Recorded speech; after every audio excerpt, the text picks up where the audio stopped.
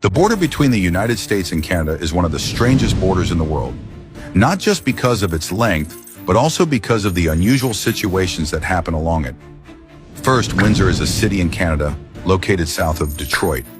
What's special is that this is the only Canadian city where you have to go north to reach the United States.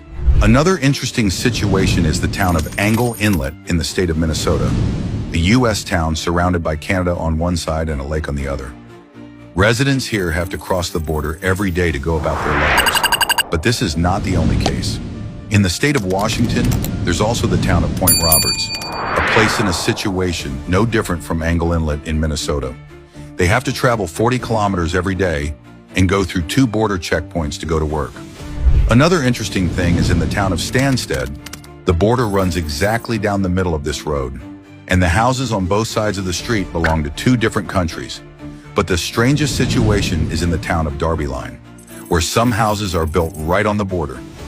Imagine waking up in Canada and brushing your teeth in the US. Why do so few Americans live in this massive part of the West Coast? It's not just the iconic cities like San Francisco and Portland. There's a whole region, known as the State of Jefferson, stretching through Northern California and Southern Oregon, that's stunning but nearly empty. Why? The rugged mountains and rocky coastlines make it tough to build cities, and the cold, wet climate isn't exactly inviting. Plus, this area is remote, far from major hubs, with few resources to support large populations. Despite this, small, vibrant communities thrive here, embracing the solitude and natural beauty. The empty West offers a rare escape from this part of the West Coast is a hidden gem, as wild as it is wonderful.